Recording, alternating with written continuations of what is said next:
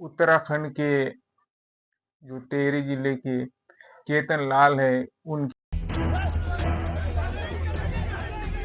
इन जगह गोली चलाओ, हटो तुम सामने से, चलो इन जगह गोली चलाओ।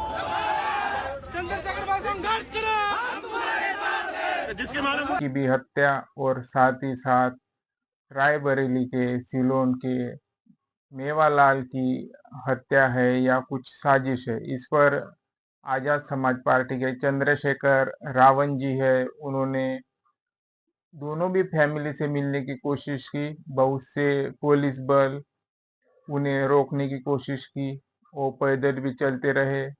पुलिस के साथ उनकी कुछ बातचीत या कह रहा हूं, उसके बाताबाती भी बावजूद भी हुई। नंगा करके ले जाना चाहते हो, मुझे दिखाना कि हम इसको अकेले को लेकर आए। तो चलो फिर, अगर इतनी हिम्मत दिखाने तो अपनी गाड़ी में ले चलो। मैं इनको भेज देता हूँ, जो वायलेशन होगा। चलो, मैं कहूंगा कि भाई पुलिस की हैसियत नहीं थी मुझे यहाँ ले जाने की। मैं और पुलिस प्रशासन के साथ थोड़ी बहुत धक्का मुक्की भी हो चुकी थी जब वो टिहरी जा रहे थे, पर अभी वो रायबरेली के सिलोन जा रहे थे, जो कि मेवालाल की मौत हो चुकी है, तो वहां पर भी हेवी पुलिस बल था। सबसे पहले हम उत्तराखंड की तरफ आएंगे, जो कि केतन लाल की हत्या हुई थी।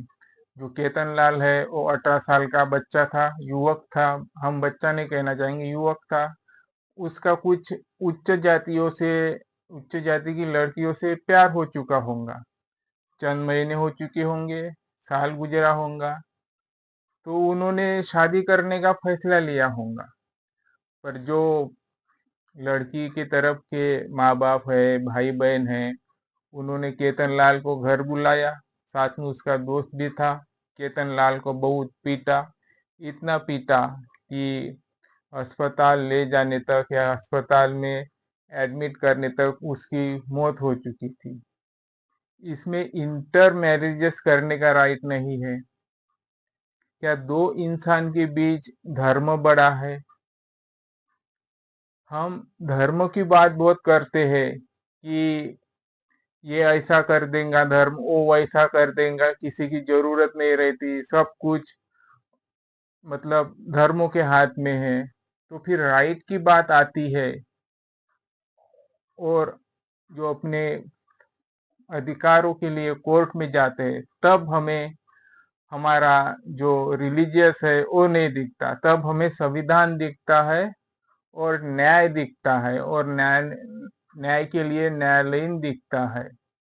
तो इसलिए चंद्रशेखर आजाद भी इससे बहुत उस परिवार से मिले, केतन लाल से। केतन लाल के परिवार ने भी कहा कि अगर चंद्रशेखर रावण आते हैं तो उन्हें जस्टिसेबल मिलने के लिए आसान जाएगा। वही जब वो मेवालाल के परिजनों से मिलने जा रहे थे, बहुत हेवी पुलिस बल था। और जब इलेक्ट्रॉनिक मीडिया ने, सोशल मीडिया ने उनका इंटरव्यू लिया, तो उन्होंने कहा कि जो ये कमिटी है, एसआईटी, जो जांच होनी चाहिए वो सीबीआई के अंदर होनी चाहिए, सीबीआई के देखरेख में होनी चाहिए, और जिसका वो हेड होंगे वो सुप्रीम कोर्ट के सर्वोच्च जज होंगे, मतलब सीजीआई होंगे, ऐसी क्योंकि चंद्रशेखर भाई एसआईटी ने तो कहा। यूपी सरकार के अधीन है। मैं चाहता हूं सुप्रीम कोर्ट के सिटिंग जस्टिस के निगरानी में, इवन चीफ जस्टिस की निगरानी में, एक सीबीआई द्वारा फेयर इन्वेस्टिगेशन हो, और तब जाके लोग है वो सर्वोत्तम है। हम लोगों की आवाज के लिए यहाँ पे मांग उठाते हैं, फिर चाहे वो किसी भी रिलीजियस का हो। फिर हम ना धर्म देखते हैं ना जाति देखते हैं। इलेक्ट्रॉनिक मीडिया ने फिर से सवाल उठाया कि राम मंदिर चोरी पर आप क्या कहोगे? तो चंद्रशेखर भाई ने फिर कहा कि जब वोट की बात आती है तो हम राम का नाम लेते हैं, नोट की बात आती है तो हम राम का नाम लेते हैं। लेकिन इन्होंने तो पाइपलाइन लगा दी, रोज लेंगे रोज लूटेंगे। राम के नाम पे वोट भी लिया, राम के नाम पे नोट भी लिया, और राम के नाम पे जो आस्था थी लोगों की, करोड़ों लोगों की, उससे खिलवाड़ भी किया। बातों और के लिए आज राम का नाम एक लेना दूसरे सही बात नहीं होता, क्योंकि राम सिर्फ वोट तक ही सीमित नहीं है, और ना ही नोट तक ही सीमित है, और ना ही करप्शन के तक सीमित नहीं है। उनका जो आचरण था, नीतिमत्ता थी उनकी, आदर्श था, वो नोट वोट के लिए कुछ नहीं। अगर इतना ही होता तो जो राम थे वो वनवास में नहीं जाते थे सत्ता छोड़कर। पर अभी हम उनके ही नाम लेके सत्ता में बैठते हैं।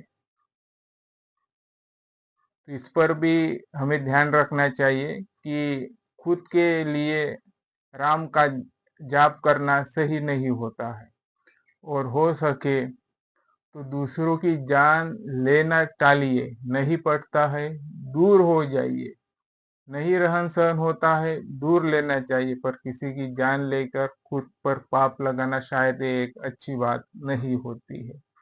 सबकी चॉइस होते हैं, सब अपने अपने मर्जी से जीते हैं।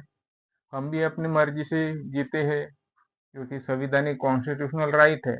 पेड़ पौधे भी जीते हैं। अगर हम किसी के मूलभूत अधिकार का हनन करते हैं तो उसको सेल्फ डिफेंस है कि वो सेल्फ डिफेंस में किसी को भी हनन कर सकता है। तो इसीलिए जो राइट टू फ्रीडम है, राइट टू मैरिज है, सब डिपेंडेंट नहीं है, इंडिपेंडेंट है। तो इसलिए हमें सब अपने अपने लिमिटेशन में अपने अपने हिसाब से कार्य करना है और जिंदगी जीनी है। कोई कुछ लेके नहीं आता और कोई कुछ लेकर नहीं जाता। सब कुछ रहता है यही, और यही सब आता है, यही सब जाता है। मैं राहुल वरखट। अगर आपको हमारा वीडियो अच्छा लगता है तो हम रिक्वेस्ट करते हैं हमारे चैनल को वाइडली लाइक, शेयर और सब्सक्राइब करना ना भूलें।